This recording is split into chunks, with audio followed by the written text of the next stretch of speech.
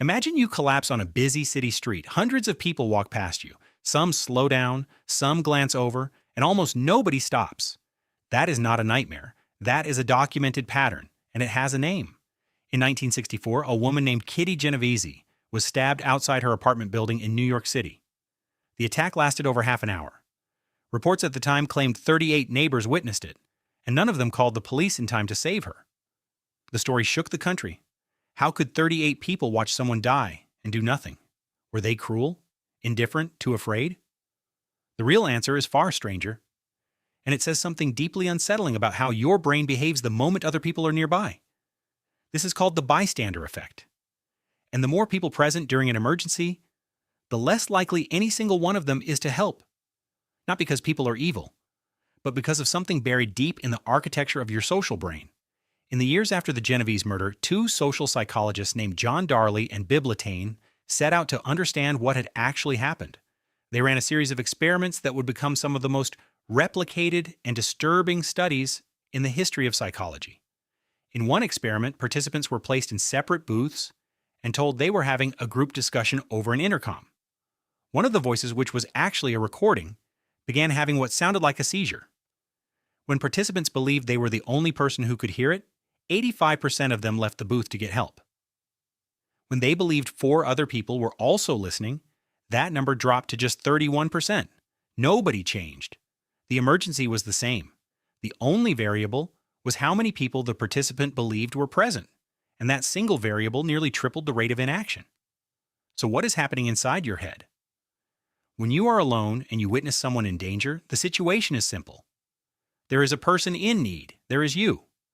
The math is obvious. If you do not act, nobody will. But the moment other people appear, your brain performs a rapid, mostly unconscious calculation. You look around. You see other people looking around. Nobody is moving. And your brain draws a conclusion. Maybe this is not actually an emergency. Maybe these other people know something you do not. Maybe what you are seeing is less serious than it looks. Darley and Latané called this pluralistic ignorance.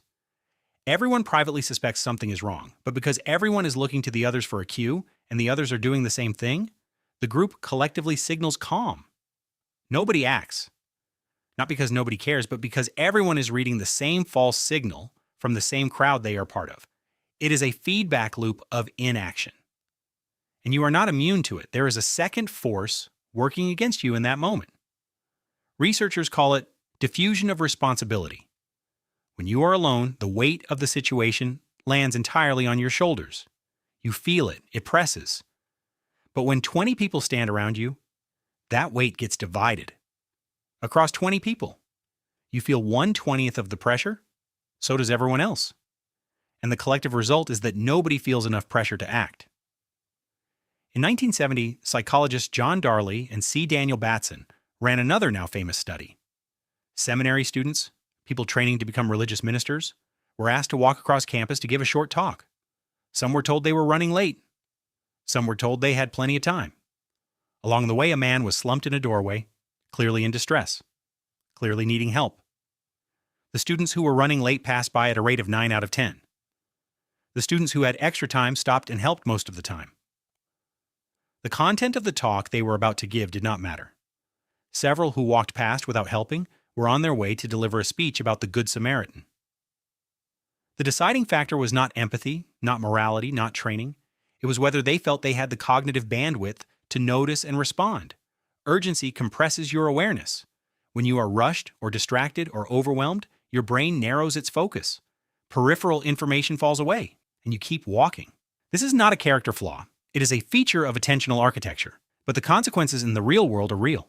In 2011, a researcher named Peter Fisher and a team of colleagues conducted a large-scale meta-analysis reviewing over 50 years of bystander research. They confirmed that the bystander effect is robust and consistent across cultures, settings, and types of emergency.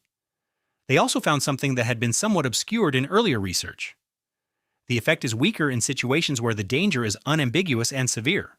When someone collapses and is visibly bleeding, or when a fire alarm rings while smoke fills a hallway, people do act more quickly, even in groups. The ambiguity of the situation is a key trigger. When the situation is clear, some of the pluralistic ignorance dissolves. When the correct interpretation is obvious, the social feedback loop breaks. This matters. It means the bystander effect is not an iron law. It is a tendency, and tendencies can be disrupted. There is a method taught now in CPR and emergency response training that directly counters the diffusion of responsibility. When you need help in a crowd, you do not shout at the crowd. You look at one specific person. You make eye contact. You point at them. You say, "You, in the red jacket, call 911." When you single someone out, the diffusion collapses. That person can no longer assume someone else will act. The weight falls on them specifically, and they almost always act. One person, named, pointed at, that is enough to break the loop. But outside of emergencies, the bystander effect runs quieter and deeper than most people realize. It happens in offices when someone witnesses a colleague being treated unfairly. It happens in comment sections when cruelty goes unchallenged because so many others are watching. It happens in classrooms when a student struggles visibly and everyone assumes the teacher has it handled. It happens in your own family when something goes unsaid because everyone assumes someone else will eventually say it. The crowd does not make you indifferent. It makes you invisible to yourself as an individual with power to act. Sociologist Irving Goffman spent years studying how people perform in public, how they manage the image they project, how social spaces condition behavior in ways that feel personal but are actually structural. What the bystander effect reveals is that social presence does not just shape how you act. It shapes whether you act at all.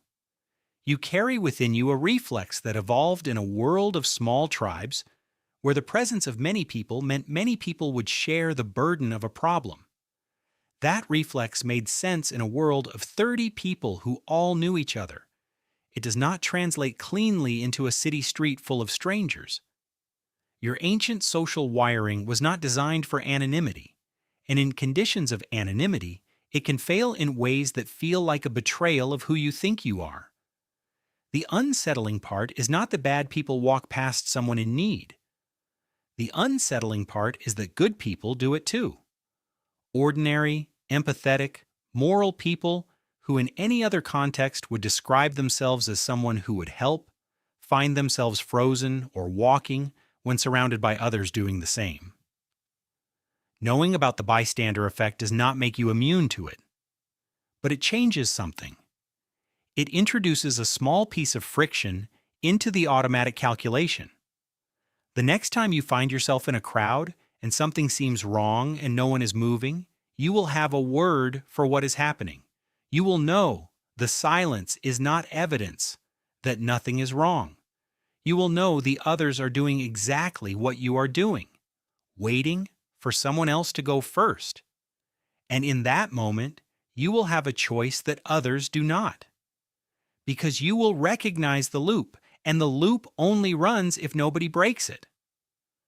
The next time you walk past someone sitting alone on a busy street, you might slow down.